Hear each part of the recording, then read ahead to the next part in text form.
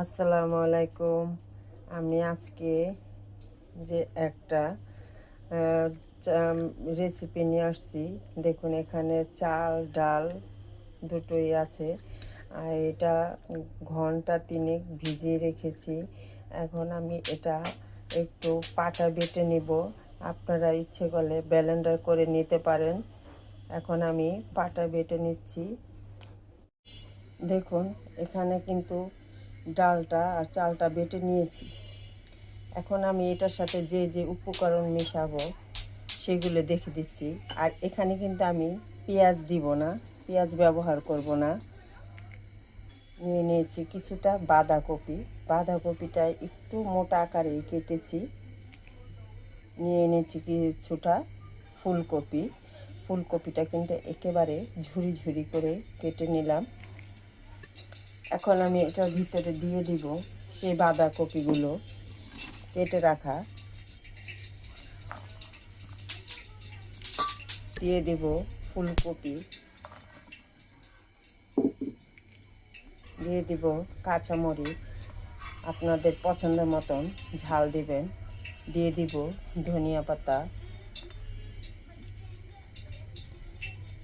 কারণ বাঁধাকপিটা কিন্তু একটু মিষ্টি মিষ্টি লাগে, তাই ভেবেছি এখানে পেঁয়াজ ব্যবহার করব না। দিয়ে দিব মশলা, হলুদ, মরিচ, ধনিয়া, আর দিয়ে দিব আদা রসুন বাটা, দিয়ে দিব স্বাদ অনুযায়ী লবণ। এখন আমি এটা হাতে ভালো করে মেখে নিব। দেখুন, ভালো করে মেখে নিয়েছি। এটা কিন্তু চালের মানে চাল বাটা দিয়ে আর ডাল দিয়ে বানালে কিন্তু অনেক মচমচে হয়, বেসন না। আপনার ইচ্ছে করলে বেসন দিয়েও বানাতে পারেন। তাই আমি এখন চুলায় চলে যাচ্ছি। দেখুন, কড়াইতে কিন্তু তেলটা আগেই বসিয়ে নিয়েছি আর গরম হয়ে গেছে, বলক মানে তেলে ফেনা উঠে গেছে। এখন আমি এগুলো ছোট ছোট, মানে অত ছোট না অত বড় না, মিডিয়াম সাইজ করে দিয়ে দিব।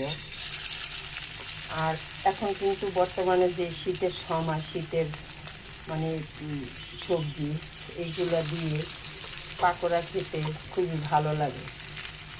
আর পেঁয়াজ ছাড়া একবার বানিয়ে খেয়ে দেখবেন যে কতখানি স্বাদ হবে। যে পেঁয়াজ দিলে যে স্বাদ হবে সেটা না, পেঁয়াজ ছাড়াও কিন্তু খাওয়া যায়। দেখুন, কিছুটা দিয়ে দিয়েছি। এটা কম জালে অল্প জালে ভাজতে হবে, কারণ কপিটা একটু সিদ্ধ হতে হবে। আর অল্প জালে ভাজলে এই পাকোড়াটা মুচমুচে হবে। দেখুন, এখন আমি এই পিঠটা উল্টিয়ে নিব। এই যে লাল হয়ে গেছে, এখন সবগুলি উল্টিয়ে দিব। এখন সব উল্টিয়ে দিয়েছি। আর পেঁয়াজ যে দিইনি, এই দেখুন, এই বাঁধাকপিগুলো কিন্তু পেঁয়াজের মতোই দেখা যাচ্ছে। কেউ বলতে পারবে না যে আমি পাকোড়ার মধ্যে পেঁয়াজ দিইনি। এই দেখুন কি সুন্দর পেঁয়াজের মতো লাগছে। দেখুন, ভাজা হয়ে গেছে। পাকোড়াগুলো লাল লাল করে ভেজে নিয়েছি। এভাবেই সবগুলো ভেজে নিব। এখন আমি উঠিয়ে নিই। এই দেখুন, উঠিয়ে নিলাম। এখন আমি সবগুলো এভাবে ভেজে নিব। দেখুন, আমার কিন্তু পাকোড়া বানানো শেষ। পাকোড়া বলুন আর পেঁয়াজু বলুন, এখানে পেঁয়াজু বলা যেতে পারে, যেটাই মন চায় সেটাই বলতে পারেন।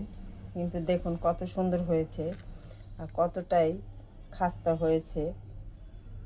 এটা খেতে কিন্তু খুবই সুস্বাদু, খুবই খেতে ভালো লাগে। বন্ধুরা, যদি ভিডিওটা ভালো লাগে একটা লাইক শেয়ার করবেন, কমেন্ট করে জানাবেন। এবং বন্ধুরা, আমার ভিডিওটি সম্পূর্ণভাবে দেখে আমার চ্যানেলটি সাবস্ক্রাইব করে দিবেন। আল্লাহ হাফেজ।